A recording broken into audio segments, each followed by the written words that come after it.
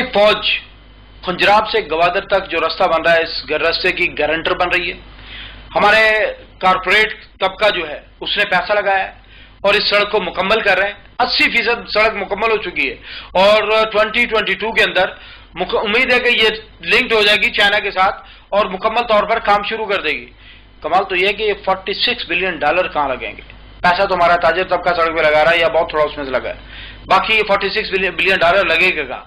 ये मोटरवे के इर्द गिर्द 16 बिजली घर हैं जो इस नक्शे में तफसील से नजर आ रहे हैं। इन 16 बिजली घरों में से 16,400 मेगावाट बिजली प्रोड्यूस होगी। ये इतनी बिजली है जो पाकिस्तान के अंदर इस वक्त प्रोड्यूस नहीं हो रही। हमारी टोटल प्रोडक्शन से ज्यादा बिजली सिर्फ मोटरवे के ऊपर प्रोड्यूस होगी। इसका इस्तेमाल क्या होगा?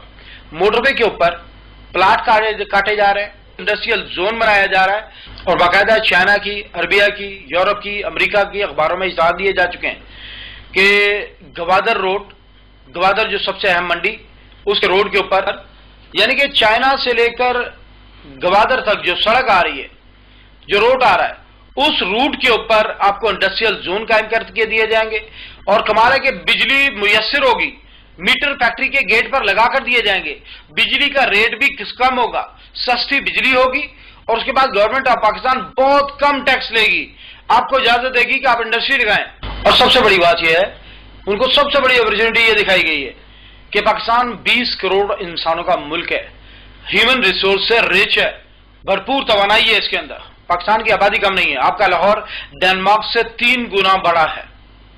आपका पंजाब इतना बड़ा है कि पॉपुलेशन वाइज शायद यूरोप के अंदर एक भी मुल्क इतना बड़ा नहीं है।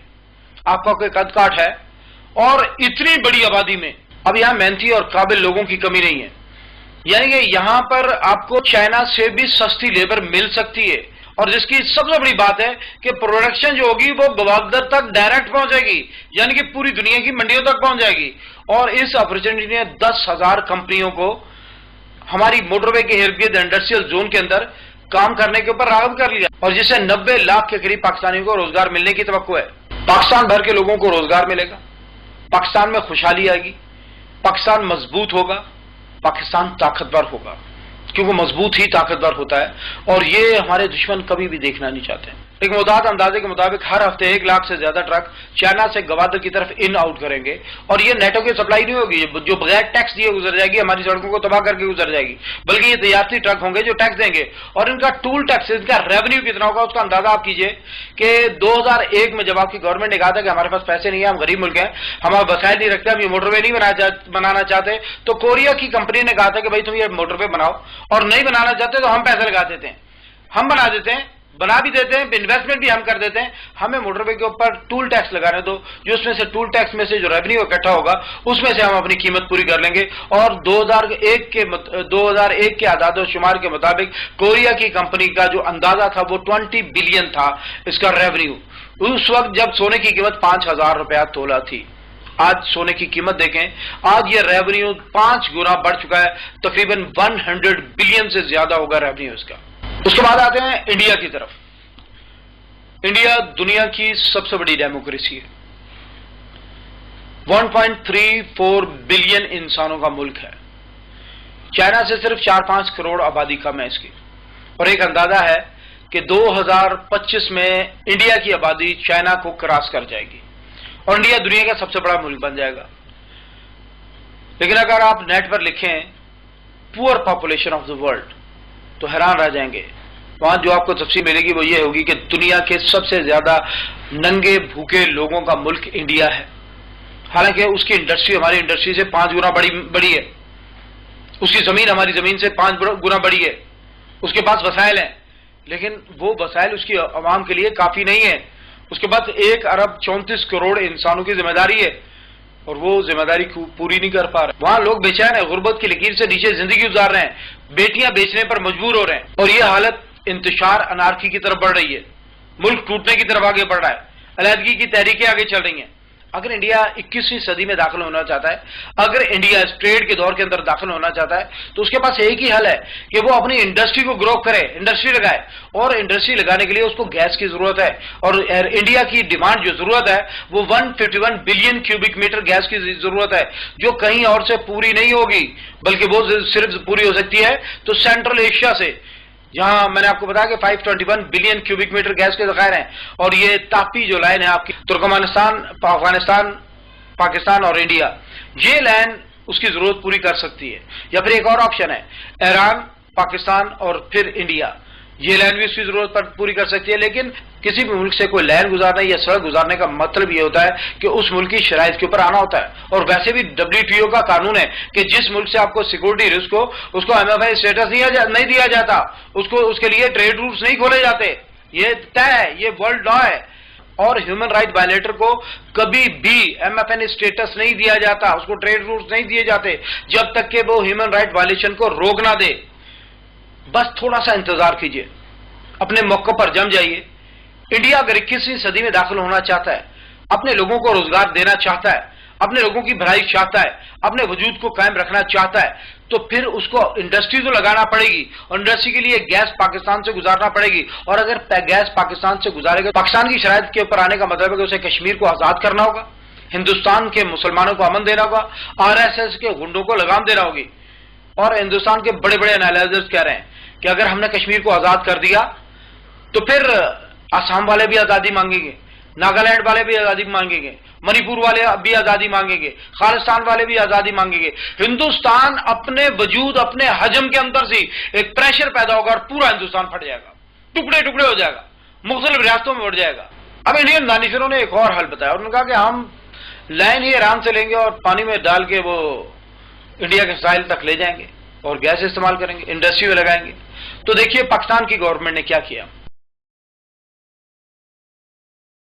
پاکستان کے دائرہ اختیار میں نیا علاقہ جو کہ 50,000 مربع کلومیٹر سے زیادہ ہے کے وسائل شامل ہوئے، جہاں معدنیات کے اتنے ذخائر ہیں جن کا اندازہ لگانا ممکن نہیں۔ سالوں کی محنت کے بعد پاکستان کی سمندری حدود اب 350 نوٹیکل مائل تک ہے، جو کہ 2,90,000 مربع کلومیٹر کا احاطہ کرتی ہے، اور پاکستان اس خطے میں یہ توسیع حاصل کرنے والا پہلا ملک ہے۔ اس کا مطلب ہے کہ پاکستان کی سمندری حدود 2,90,000 مربع کلومیٹر تک پھیل چکی ہے۔ انڈیا کے لیے راستہ ہی نہیں رہا، وہ جہاں سے بھی ڈالے گا لینڈ وہ پاکستان کی حدود ہوگی، اور پاکستان کو اس کو ٹیکس دینا پڑے گا، پاکستان کو ریونیو دینا پڑے گا، پاکستان کی شرائط کے اوپر آنا پڑے گا۔ یہ اللہ رب العزت کی شان ہے، اللہ بہت بڑا ہے، اللہ بہت بے نیاز ہے۔ بحران ہوں کہ پاکستان کو یہ اپرچونٹی کیوں ملی؟ جس شخص نے پہلی مرتبہ یہ جملہ استعمال کیا تھا پاکستان اللہ کی ایک نشانی ہے، بحران ہوں اس کی بصیرت کے اوپر۔ واقعی پاکستان اللہ کی ایک نشانی ہے۔ اللہ رب العزت نے قرآن شریف کے اندر فرمایا ان مع العسر یسرا، بے شک ہر تنگی کے بعد آسانی ہے۔ اور تنگی کتنی دیکھی ہم نے، پاکستان بنا پہلے سال ہندوستان کے ساتھ جنگ کے حالت میں آ گئے، ہم کشمیر کے مسئلے پر الجھ پڑے تھے، اور اس کے بعد افغانستان کو رشیا نے فتح کیا اور افغانستان کے اندر جنگ شروع ہو گئی، مجاہدین نے وہ جنگ لڑی، پاکستان کی سپورٹ سے جنگ لڑی، اور تھوڑی بہت نہیں 17,50,000 لاشیں اٹھائیں، لیکن رشیا کو برداشت نہیں کیا، اور رشیا اس وقت دنیا کا سب سے طاقتور ملک تھا، 51 لاکھ فوج تھی اس وقت رشیا کی، 1,700 انٹر کانٹیننٹل بیلسٹک میزائل پوری دنیا کو اپنے نشانے پر لیے ہوئے تھے، اور رشیا وہاں سے نکل گیا، شکست ہو گئی، اس کے ٹکڑے ٹکڑے ہو گیا۔ اس کے بعد امریکہ داخل ہوا افغانستان کے اندر، اور اس امریکہ کی فوجوں کو انڈیفیٹیبل فورسز کہا جاتا تھا، وہ فوجیں جن کو شکست نہیں دی جاتی۔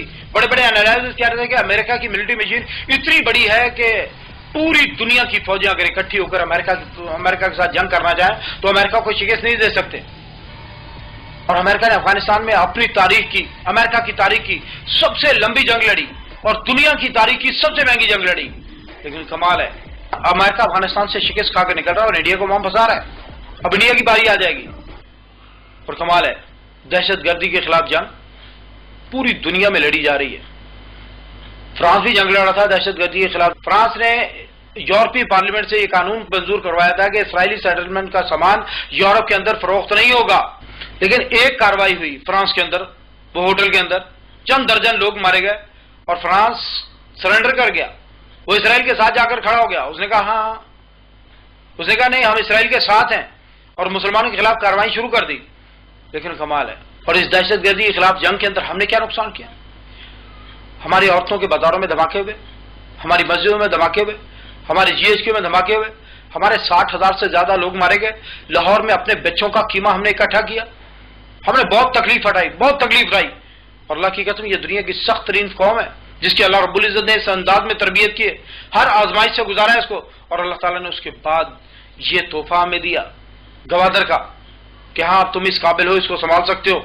اور ہمارے دشمن بے چین ہیں، وہ اس کو برداشت کرنے کو تیار ہی نہیں ہے۔ گوادر پروجیکٹ کے اوپر ان کی جان نکل جاتی